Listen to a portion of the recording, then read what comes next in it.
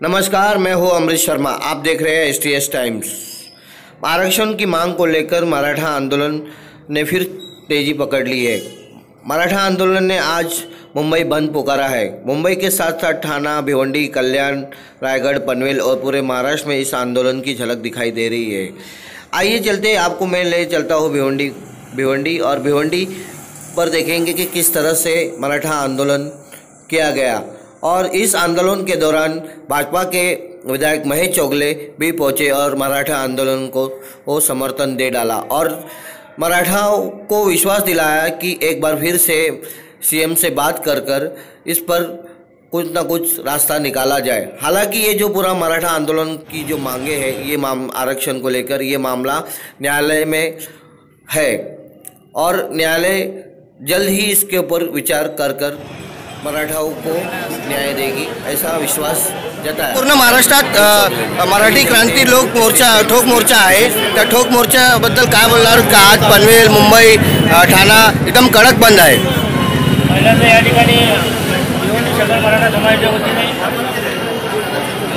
त्यांचं पहिलं बलिदान या आंदोलनावर ठरलं ते काकासाहेब शिंदे यांच्या मुद्द्यातनं शांती लाभो आणि त्यांना या ठिकाणी मराठा भिवंडी तालुक्याच्या सगळ्या मराठा समाजाच्या वतीने या ठिकाणी श्रद्धांजली वाहतो आणि आपल्या सगळ्यांना आठवण करून देऊ इच्छितो की आपण सगळ्यांनी बघितलं असेल की गेल्या 2 वर्षापूर्वी मराठा समाजाने 57 मोर्चे काढले।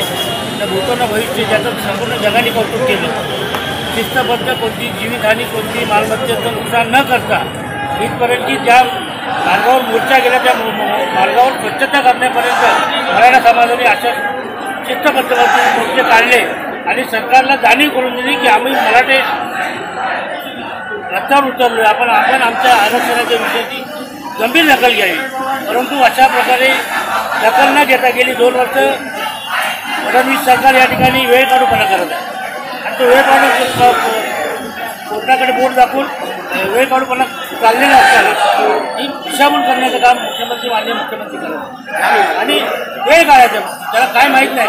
ते म्हणतात आम्ही मराठा आरक्षणाच्या बाजूने आहोत, म्हणजे जसं मंदिर वही बनाएंगे तारीख नहीं बताएंगे असं मराठा आरक्षण आम्ही तुमच्या बरोबर आहोत, मराठा आरक्षण आम्ही तुम्हाला देणार आहोत एवढी वर्ष काढा आणि ते कोर्टाकडे आता बोट दाखवत आहेत आणि वेगवेगळ्या अफवा करत आहे। मुख्यमंत्र्यांना माननीय मुख्यमंत्र्यांनी सोबत नाही।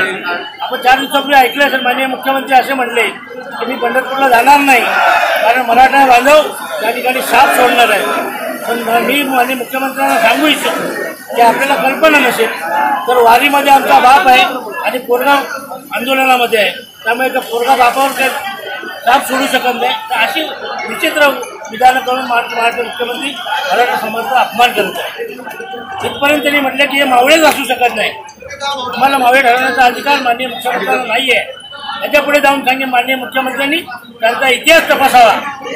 त्यांचा इतिहास तपासल्यानंतर त्यांच्या लक्षात येईल की महाराजांचा राज्याभिषेक करायला पण आपण नकार दिला होता, आम्हाला मावळे ठरवणार तुम्ही कोण?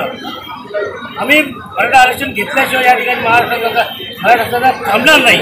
कोविड 25-26 आम्ही शौचालयाने अजूनही आंदोलन करतोय, पण 27 नंतर हे आंदोलन अगदी उग्र होईल आणि याची सगळी जबाबदारी महाराष्ट्र सरकारची असेल। आणि चंद्रकांत दादा पाटील माननीय मंत्री हे सुद्धा उलटसुलट मराठा समाजाबद्दल बोलत आहेत। मराठा समाजाच्या वतीने चंद्रकांत दादा पाटलांचं या ठिकाणी आहे।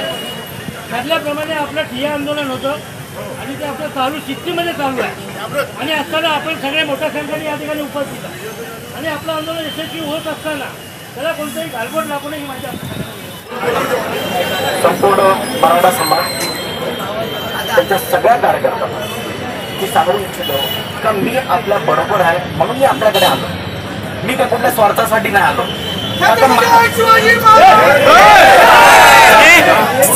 मला मनापासून इच्छा आहे का मराठी समाजाला आरक्षण भेटलं पाहिजे आणि त्यामध्ये वारंवार सरकारने पण सांगितलंय का आरक्षण आपण द्यायला, पण तो विषय न्यायालयात असल्यामुळे थोडी अडचण असल्यामुळे तरी पण आपण बोलले का आपलाच आपण निवेदन आहे। मी तुमच्या बरोबर येऊन CM साहेबांकडे आपण निवेदन घेऊन जाऊ, आपल्या चर्चा आपण आमदार म्हणून निवेदन देणार, आम्ही तुमच्या बरोबर येणार। मी पण तुमच्या बरोबर मी आलो म्हणजे आपण सगळेच झालो। मी एकटा बोलत नाही, आपण सगळे सरकारच्या विरोधात निवेदन देण्यासाठी तुमच्या मी द्यायला तयार आहे मी